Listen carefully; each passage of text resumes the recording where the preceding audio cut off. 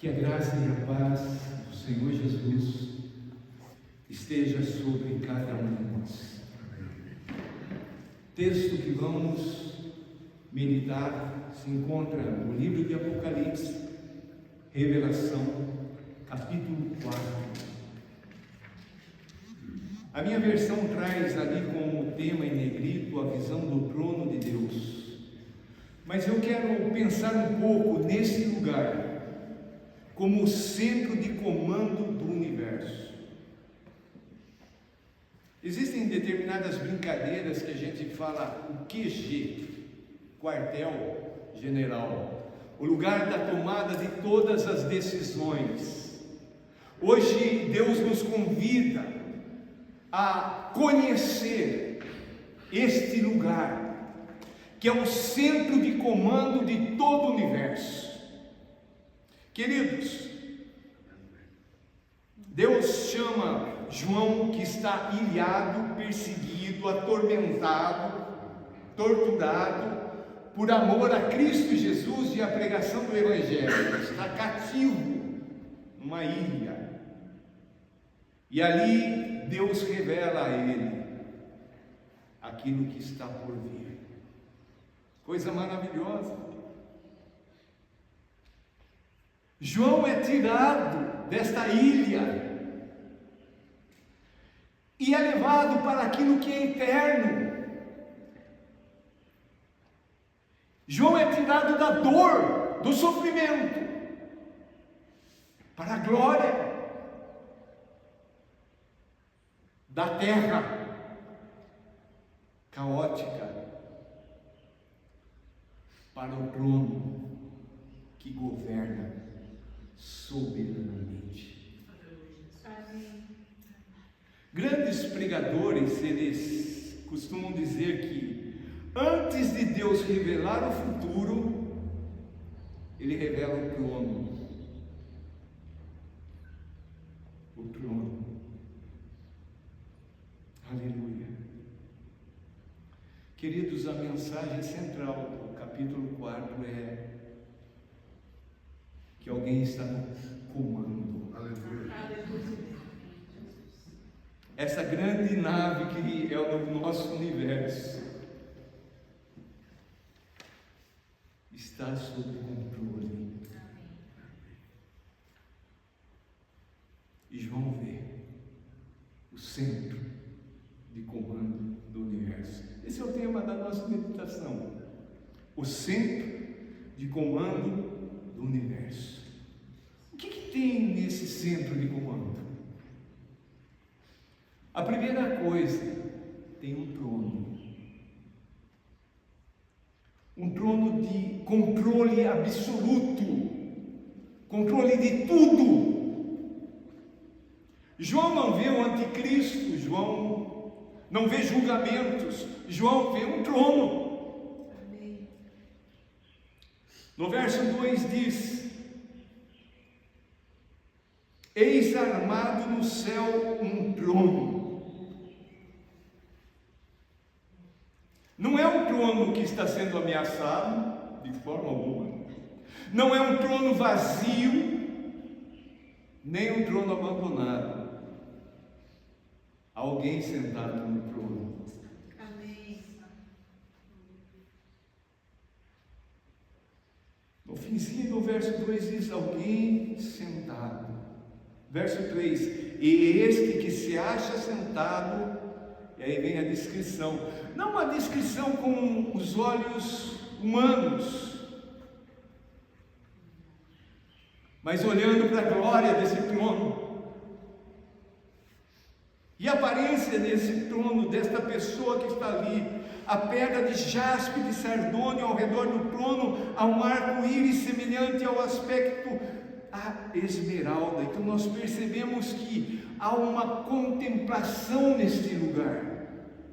Aparência como jaspe, isso fala de santidade absoluta. O nosso Deus é santo, Ele é incontaminável. Nenhuma sujeira, nenhuma podridão deste mundo toca o nosso Deus. Também fala do sardio. O sardio aponta para a justiça, aquela justiça ardente, não a justiça dos homens. Irmãos, nós precisamos ter discernimento. O planeta Terra jaz no maligno. O que impera aqui é a injustiça, é o ódio, é a inimizade, tudo aquilo que é concernente ao reino das trevas. Mas Deus sentado no trono, Ele é Deus de justiça. Fala também do arco-íris ao redor. Isso aponta para a graça eterna de Deus. Meu filho Daniel sonhou esses dias que o mundo estava terminando em água. Eu falei para ele: não, filho, isso não vai acontecer, porque Deus fez uma aliança conosco. Mas há um arco-íris da aliança de Deus. Aleluia. Oh Pai,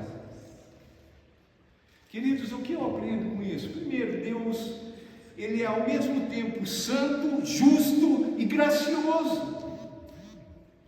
A santidade dele jamais a gente poderia tocar, mas Jesus, com a morte na cruz, Ele nos torna santos.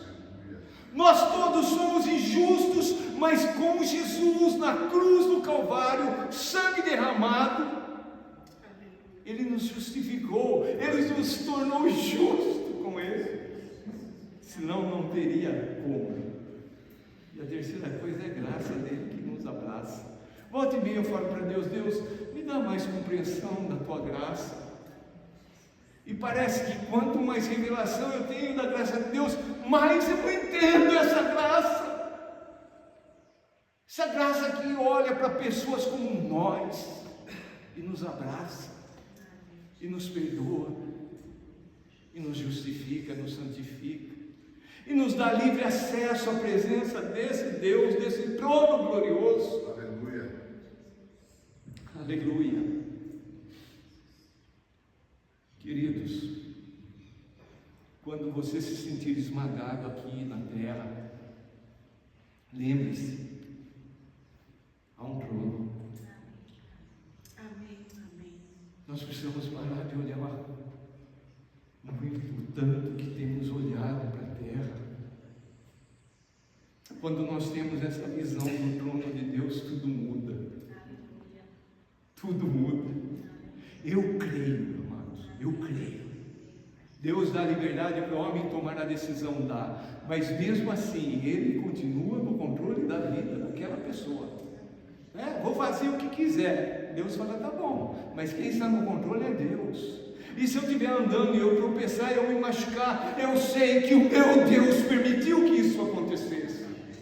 Então, quando eu tenho a visão de que alguém está reinando sobre tudo, eu começo a entender que nada neste mundo pode me abalar. Aconteça o que acontecer, eu estou seguro na mão dele. Ele reina. Há um trono. Quem é essa pessoa que está sentada no trono? Olhando o capítulo 5, nós não vamos tecer nenhum comentário, mas a gente vê que é Deus o Pai. Mas Deus é um só, então Pai, Filho e Espírito Santo. Aqui fala de 7 Espíritos, são 7 manifestações da presença do Espírito Santo de Deus. Nada passa desapercebido. Ele vê tudo, Ele sabe tudo, sabe, mãe? Aquela lágrima sozinho, lá no quarto, escondido em sofrimento, Ele está vendo, Ele está com você. A segunda pergunta é: quem está no céu? Não, essa foi a primeira. Segunda pergunta, preste bem atenção: quem são as pessoas que estão ali? Então vamos permitir que o Espírito Santo abra os nossos olhos e a gente possa pelo menos imaginar aquele trono, aquela coisa fantástica, maravilhosa. Quem que está ali? No verso 4 fala primeiro de 24 anciãos. Ao redor do trono há também 24 tronos, e assentado neles 24 anciãos vestidos de branco, fala de santidade, em cujas cabeças estão coroas de ouro. Imagina essa situação, eles estão sentados. 24 anciãos sempre fala de governo. Nós olhamos lá para o Antigo Testamento, os patriarcas, olhamos agora no Novo Testamento, os apóstolos, somando 24, e pensamos na igreja gloriosa. Não, essa igreja mundana, denominacional, institucionalizada, que esqueceu do trono de Deus e que vive como se Deus não existisse, que se prega como se tudo dependesse de nós e não dele. Eles estão sentados. Isso fala de uma posição de honra. Eles estão vestidos de branco. Isso fala de purificação, de santidade. Irmão, picadinho, picadão, lá no céu não entra não. Eu até um amigo, né? Não entra. Eu sempre falo para Deus, Deus, faça o que o Senhor quiser comigo, mas não me deixe ficar fora. Se for para sofrer, vou sofrer. Se for para morrer, eu morro. O temor no meu coração vai chegar naquele dia glorioso, e Jesus olhar e a gente falar: Senhor, Senhor.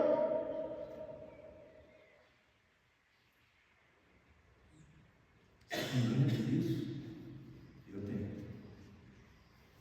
Paulo, para mim, depois de Jesus, no Novo Testamento, não tem outro como Paulo. Ele falava assim: olha, mas eu tenho medo.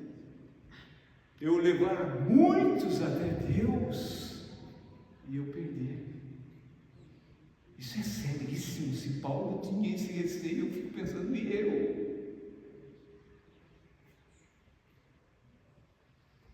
E eles estão com coroas de ouro. São as recompensas da fidelidade. Sabe que salvação é salvação, não tem tamanho de salvação, categoria de salvação, mas galardão tem. E quando a gente chegar no céu, uns vão receber, outros coroa. Deus só tinha um filho, Ele deu o filho para ter uma grande família de filhos semelhantes a Jesus. Hoje Ele tem uma família. E quando nós chegarmos no céu, Ele vai nos coroar. Mas não é para a gente ficar com a coroa. Vamos continuar lendo. Verso 5: do trono saem relâmpagos, vozes e trovões. Tem muita gente que tem uma ideia tão errada do céu, que até o diabo brinca com essas coisas. O diabo é um sem vergonha, é um safado, ele é o pai da mentira. Por isso, você e eu, nós somos filhos da luz, nós não temos nada a ver com mentira. Se alguém mente, por favor, não acredite, não fique perto, não dê valor, é filho do diabo. Mas tem gente que pensa que lá no céu é um marasmo, né? Vai estar todo mundo lá. Do trono saem relâmpagos, vozes e trovões, e diante do trono ardem 7 tochas de fogo, que são 7 Espíritos de Deus. Adiante do trono, um como o quê? Mar de vidro. Há uma movimentação tremenda no céu. Eu fico imaginando aquilo que você mais gosta aqui no planeta Terra, perto do que tem no céu, não é nada. Vai ser um lugar maravilhoso, é um lugar maravilhoso, é um lugar tremendo. Eu quero estar lá. Aleluia. Aleluia. Esses 24 anciãos eles representam todo o povo de Deus, já vitorioso. O povo de Deus é vitorioso. Não porque comprou um carro novo, não porque adquiriu uma nova propriedade, não, é porque o nome está escrito no livro da vida. O nosso mestre, aquele que nós professamos a nossa fé, aquele que nós somos discípulos, seguidores, aprendizes, não tinha nada. E hoje a gente vê uma igreja triunfalista, preocupado com riquezas desse mundo, que atrás da ferrugem, os irmãos sabem. Queridos, tudo isso aponta para o fim da igreja. Esses dias um pastor de uma igreja, região metropolitana de Curitiba, ele, a esposa e o filho receberam, eu não sei como é que fala lá na prefeitura, como é que fala? Honraria, sei lá, cidadão, título, honores, sei lá. Aí eu escrevi para ele postou achando bonito, eu escrevi para ele assim, falei, Jesus falou que a gente seria odiado. Eu pensei, lá bem bomba, né? E ele respondeu assim, ele falou, você está certo, irmão. Aí eu percebi que é um pastor do homem de Deus. Mas queridos, esses dias um grande líder mundial, ele teve a coragem de anunciar, lá na Nigéria, estão matando crentes, irmãozinhos nossos. A mídia, não é perseguição racial, é isso, é aquilo outro, é matança de crente, de seguidores. Mas quando nós olhamos aqui esse texto, nós não vamos estar lá esfarrapados, mendigando, nós não vamos estar lá doentes, enfermos, nem lágrima nos nossos olhos nós não teremos mais, porque Jesus vai enxugar a lágrima do nosso olho, e a gente vai chegar lá vitorioso. É essa a vitória. Amém. Aleluia. Quem mais está lá? Verso de número 7. O primeiro ser vivente, então ali no final do verso 6 fala que 4 seres viventes, cheios de olhos por diante e por trás, né? A gente olha aí na internet, a gente vê umas figuras apontando essas coisas todas, né? Mas são seres que nós não conhecemos, por isso que nos causa espanto, mas está escrito, eu creio. O primeiro ser vivente é semelhante a leão. Isso daqui vai falar dos 4 evangelhos e tem tanta simbologia aqui, mas nós não vamos entrar nisso. O segundo, semelhante a novilho. O terceiro tem o rosto como de homem. E o quarto ser vivente é semelhante à águia que está voando. Os 4 seres viventes. Leão fala de majestade, rei dos animais. O novilho fala de serviço. O homem, Deus criou para sermos sábios. O homem purificado pelo sangue do Cordeiro, ele volta às condições originais, e a sabedoria está nele, porque nele habita o Espírito da sabedoria. Quem é a sabedoria? O Espírito Santo, o Espírito de sabedoria. Jesus é a sabedoria. E a águia voando fala da soberania de Deus, a soberania sobre os céus. O que eles estão fazendo lá? Proclamando: Santo, Santo, Santo. Eu volta e meia eu penso, já viu o crente que fala assim, eu não gosto muito do louvor, demora muito tempo lá no louvor, cantam tanta música, não entendeu ainda?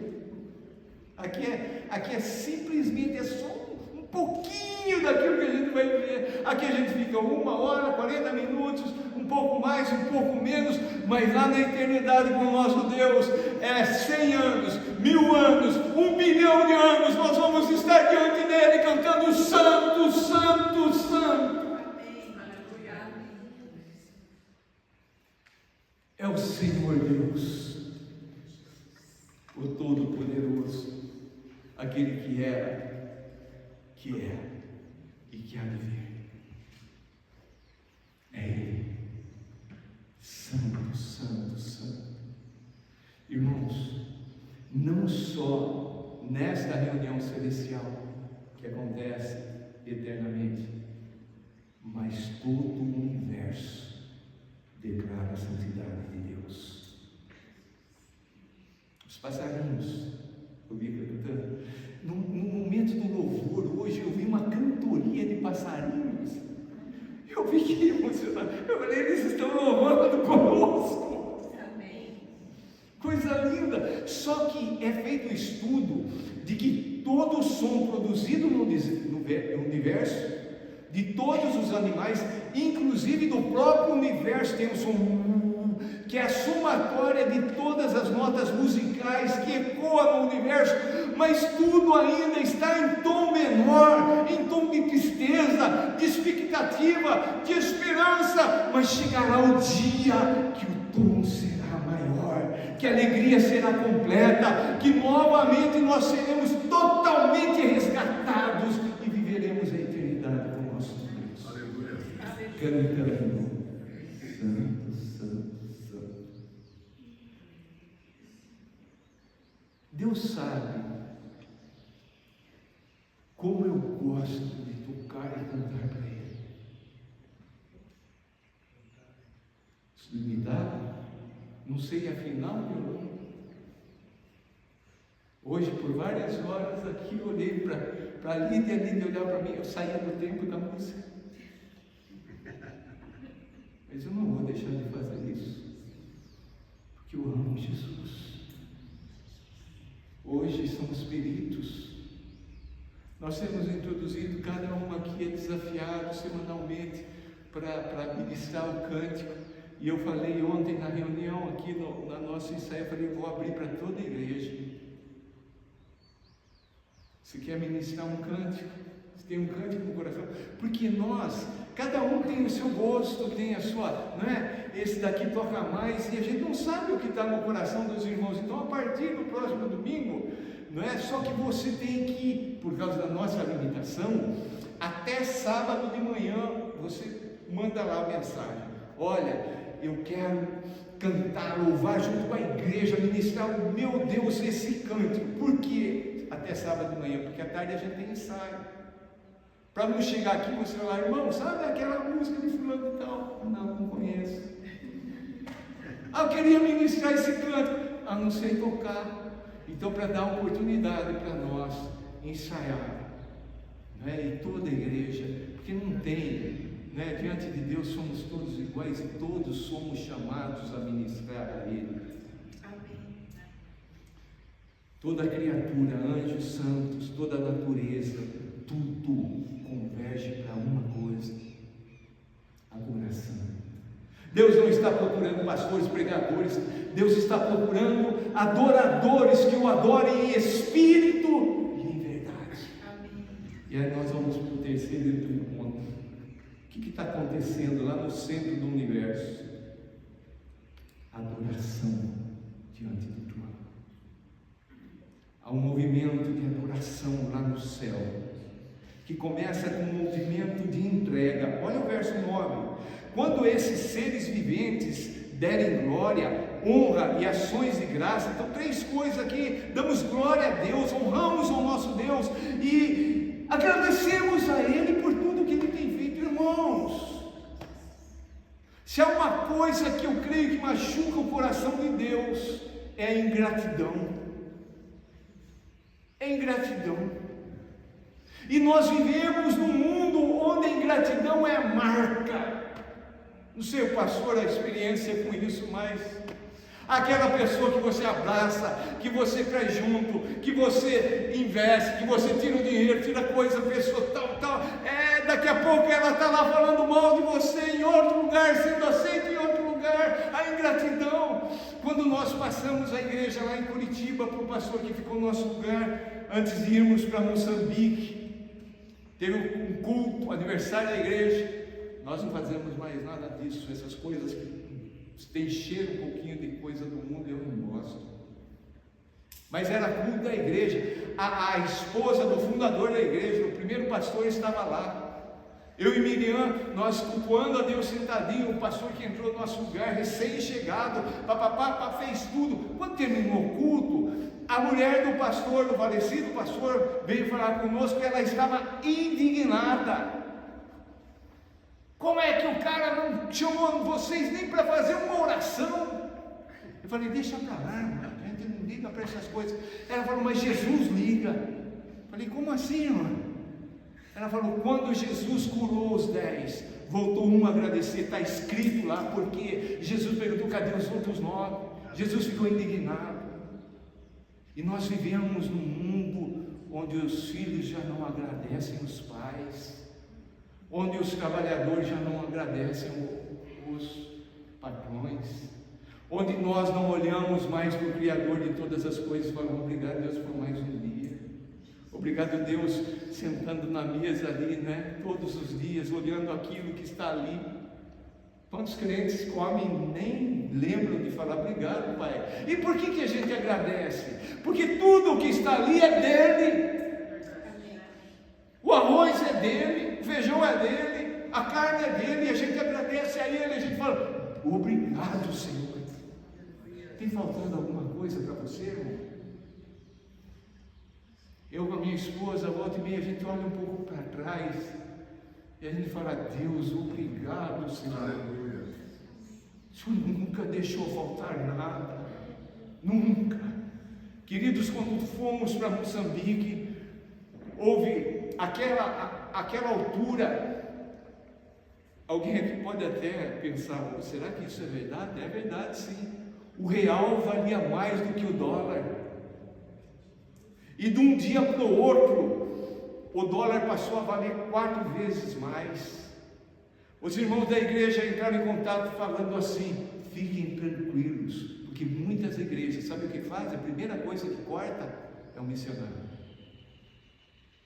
É um missionário. Faltou alguma coisa? Daniel, faltou alguma coisa para você lá em Moçambique? Não. Um dia ele chegou, lembrou do videogame pai, queria um videogame desses. Falei, filho, aqui não tem. Aí ele falou para mim, e se a gente orar? Aí nós fomos para o quarto, ajoelhamos. Eu falei, se você tiver fé. Ele orou. Aquela semana estava lá, aquele videogame. Passou um tempinho e ele lembrou que quando era pequeno ia na casa da avó, os priminhos jogando ali, só que era um outro videogame, era outro aparelho. Ele falou, pai, eu queria. Eu falei, filho, aqui não tem condições. Ele falou assim, pai, se a gente orar? Sabe aquilo que Jesus fala para a gente ser igual às crianças? Eu já fiquei meio assim. Fomos lá para o quarto, ajoelhamos, oramos. Daniel e Sara estavam numa escola, uma portuguesa. Eu fui fazer o pagamento. Aqueles dias, tinha outro dia, não lembro direito, naquela semana. A dona portuguesa falou, olha, pois estou indo para Portugal, precisas de alguma coisa? Eu falei, não, muito obrigado. Na hora, eu falei, é o seguinte, meu filho pediu um videogame e tal. Ela falou, como é esse videogame? Eu falei, assim. Ela chamou o filhinho dela, nunca me esqueço, portuguesinho, barrigudinho, gordinho.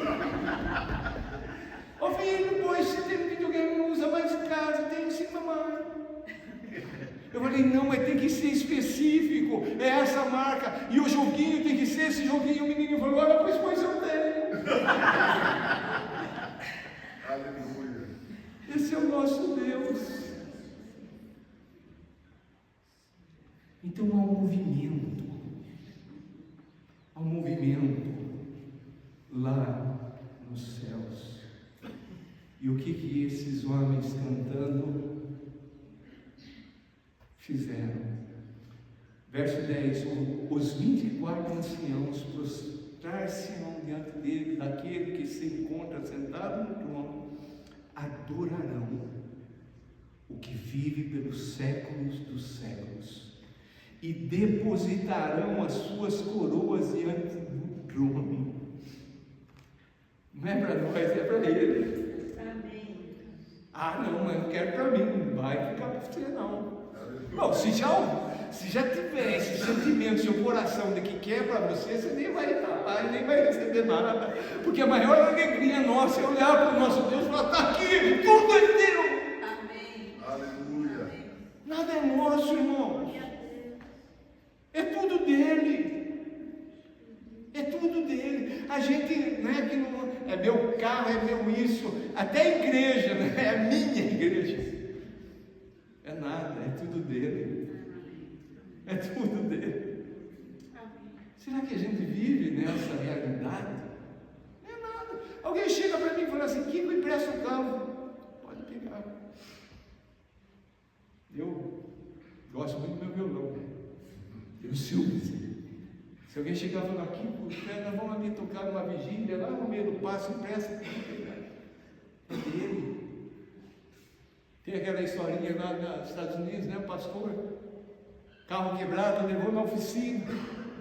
Chegou lá na oficina, né? No outro dia foi buscar, o atendente veio e falou: ficou tanto. O pastor falou: que é isso? Isso é um roubo. É muito caro. Não sei o que tem. Encrencou lá com o funcionário e não sei o que tem. Não sei. Estava pagando, né? Não estava pagando, não. Ele fez orçamento primeiro, ficou bravo, foi embora para a casa dele. Aí ele foi orar. E Deus falou: bonito que você fez, não é?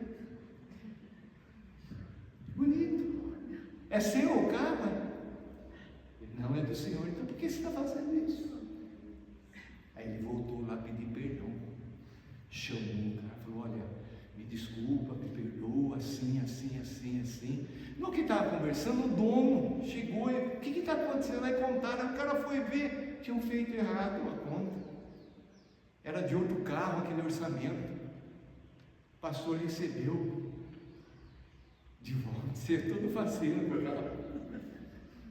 Chegou na primeira esquina, o carro da frente freou, ele pum, veio o carro atrás, pum, bateu na frente e atrás. Ele abaixou o bimbinho, olhou para cima e falou: Senhor, bater no seu carro. E é isso mesmo, não é nada nosso.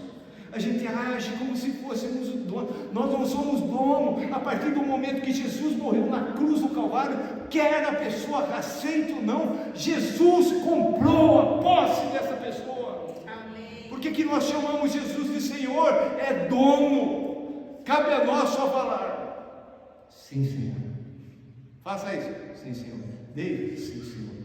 É dele. Então tudo é dele. E esses 24 anciãos estão depositando as coroas diante do trono e estão proclamando: Tu és digno de tudo.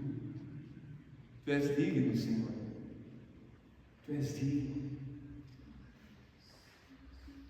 Por que ele é digno de receber glória, honra e poder? Porque todas as coisas tu criaste. Se ele criou, ele é dono. Tu criaste todas as coisas. Sim, por causa da tua vontade vieram a existir e foram criadas. Deus é o dono de tudo. Não só é o dono, como Deus sustenta todas as coisas. Por tua vontade vieram existir. Tudo está debaixo do controle. Queridos, o que eu aprendo? Que o meu Deus é soberano. Ele reina. Eu estava no Instituto Bíblico Jovens da Verdade. O pastor da igreja que eu frequentava, na cidade de Montemor, ele queria que eu fosse para a denominação. Então ele me levou para um presbitério, uma reunião do presbitério em Campinas. E ali foi feito eu me senti como um leão na cova dos Daniéis. Aqueles homens e tal, um olhou assim e falou: você está querendo isso daqui para ter curso superior? Eu falei: Senhor, desculpa, mas eu já tenho curso superior. E tal. Aí um perguntou assim: qual o seu maior medo? Eu falei: meu maior medo é perder a visão da soberania de Deus. Deus está no controle de tudo. Aleluia. Se eu sair daqui e cair num buraco, meu Deus sabe que isso ia acontecer. E se Ele permitiu, é com Ele. Se eu estou precisando de uma coisa, é com Ele. É tudo com Ele. Queridos, a igreja perdeu a visão da soberania desse Deus. Pastores, líderes acham que são eles que estão promovendo o crescimento da igreja. Jesus disse: esta é a minha igreja, é dele. E ele disse: eu edificarei a igreja, quem edifica é ele. Portanto, cuidado ao falar contra a igreja do Senhor. E ele diz: as portas do inferno não prevalecerão contra ela. Hoje nós vemos uma igreja voltada a métodos, a estratégias, tudo aquilo que é coisa humana. E o Espírito Santo de Deus, soberania de Deus. Então o que eu aprendo? Resumindo todo Apocalipse 4. O trono de Deus explica toda a história da humanidade. Desde o princípio, desde a criação, tudo. Há um Deus que está sentado no trono, regendo toda a história. Ai daqueles que pensam que estão num cargo de autoridade e são alguma coisa. Jesus falou assim: só tem autoridade porque o Pai deu. Ai daqueles que falam contra as autoridades. Romanos capítulo 3 traz sobre si condenação. Está fazendo certo, não está fazendo certo, está pecando, não está pecando, é injusto, não é injusto. Pode ficar tranquilo, há um Deus que vai julgar. Há um Deus justo. Não somos nós.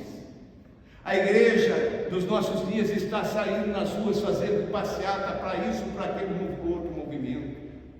Nós devemos sim sair na rua falando assim: Jesus Cristo, Jesus Cristo, Jesus Cristo, o reino de Deus, o reino de Deus. Não tem nada a ver com este mundo, nada a ver com este mundo. A história, quem está escrevendo a história, irmãos? Eu escrevo a história. A história da minha vida, eu sou dono do meu nariz, eu faço. Coitado. É Ele. Eu choro diante de Deus, eu falo: Deus, eu queria ser melhor para o Senhor. Eu queria saber pregar mais, eu queria saber cantar mais, eu queria. Deus olha para o meu coração. E Deus não vai cobrar nada de mim, nem de você, daquilo que Ele não te deu. Vamos ser fiel, mesmo que seja num pouquinho, porque daí Ele nos coloca sobre grandes coisas. A história, outra coisa que o trono me apresenta claramente, é uma coisa que nós não gostamos muito de falar: sofrimento. Jesus aprendeu a obedecer pelo sofrimento. Nós somos chamados, a igreja é chamada para participar dos sofrimentos de Jesus. Nós não estamos aqui para viver dias de glória, nós estamos aqui para padecer. A nossa mensagem é cruz. Eu tenho que morrer diariamente, eu tenho que tomar a cruz diariamente. Não tem nada a ver com essa mensagem triunfalista que estão pregando. Sofrimento. Muitas vezes, com lágrimas, a gente fala: Deus está doendo. Deus fala: mas você precisa passar por isso. E quando a gente está sendo disciplinado pelo Pai, não é motivo de tristeza, é motivo de alegria, porque o Pai disciplina quem Ele ama. Se Ele te ama, Ele vai te disciplinar. Também outra coisa que eu aprendo olhando o trono é sobre o caos, esse caos aparente que vive a humanidade. Irmãos, o mundo é imundo. Você tem alguma expectativa? Muitos falsos profetas falam que no final vai melhorar, vai haver isso, aquilo outro. A Bíblia fala que não. Jesus falou assim, que se o Pai não diminuísse o tempo, não ia ficar ninguém. Perguntaram para Jesus, muitos são salvos? Jesus falou, não, são poucos. Então essa ideia dessa mega é coisa humana. A hora que aperta, a hora que vem o sofrimento, a hora que a gente vê esse caos, são poucos. Você quer estar lá? Quantos aqui querem estar lá? Vem então juros. Aí você fala assim, eu vou ficar no canto lá de casa. Ai Deus, está doendo. Ai que tristeza. Ai isso, cara, que nada. A gente está sofrendo, mas a gente está dando glória a Deus. A gente está pulando de alegria, a gente está festejando. Por quê? Porque a gente sabe o final da história. Cantamos agora há pouco, vitorioso és. Queridos, o trono também aponta para o futuro. Hoje talvez a tua vida não esteja bem. Talvez você esteja sofrendo, está difícil, está doendo, a incompreensão. Muitas vezes, né? Não sei, já aconteceu, certamente aconteceu. Você está bem, não tem nada para justificar, mas você é tomado por uma angústia interior.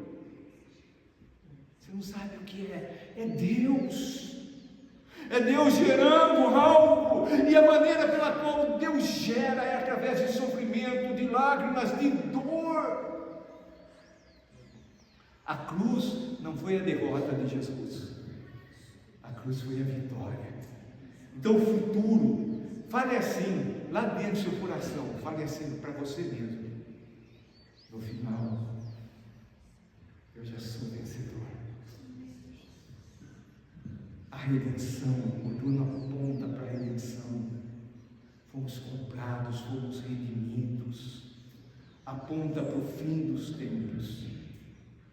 E eu tenho ousadia e a coragem de afirmar: tudo aquilo que acontece aqui na terra é controlado pelo céu.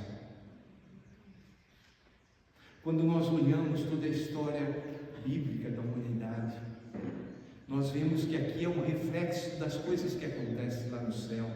O tabernáculo, depois o templo, hoje a igreja, mas tudo isso aqui é cópia daquilo que está lá no céu, que é eterno. E vamos para a última aliança, a aliança eterna, e não será mais tipos, simbologias do que está no céu. Nós vamos viver a realidade do céu. Queridos, todos nós somos chamados para viver a partir do trono de Deus. Sabe aquele trono que nós sentamos, eu sou dono, eu cuido, eu faço? Vamos falar, vamos sair dele e vamos falar: Senhor Jesus, assume. Assume, o Senhor é o Rei dos Reis, o Senhor é o Senhor dos Senhores. Sabe, amados, quando o crente ele vê o trono, ele adora a Deus de uma outra maneira, numa outra perspectiva, muda. Quem vê o trono não se desespera. Ouça o que eu vou falar. Quem vê o trono de Deus não se desespera com governos humanos. Amém.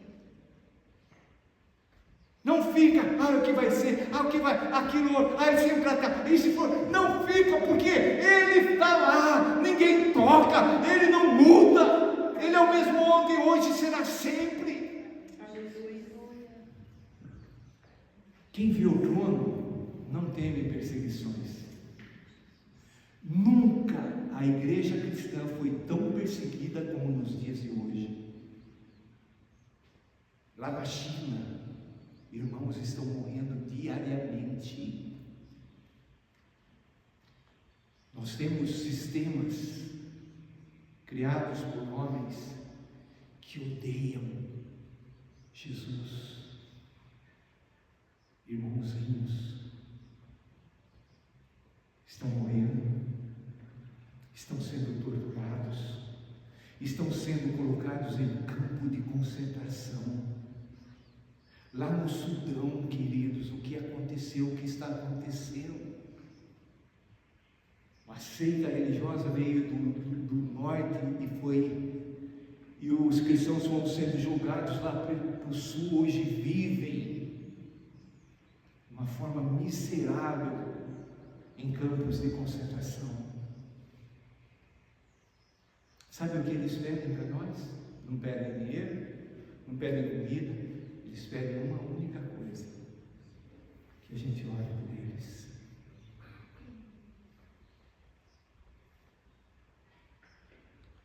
Quem viu o trono não perde a esperança. Vive essa esperança gloriosa. Então muda a adoração, muda a perspectiva e a nossa vida muda. Eu fico imaginando João naquele sofrimento. Deus deu capacidade para ele, para suportar todo o sofrimento. Você está vivendo situação difícil? Você anda cansado? Você anda sobrecarregado, triste? Deus te chamou aqui nesta manhã para você olhar e ver há uma porta aberta no céu, há um trono no céu, há um Deus que governa tudo, tudo, tudo, tudo. Quero convidar você a baixar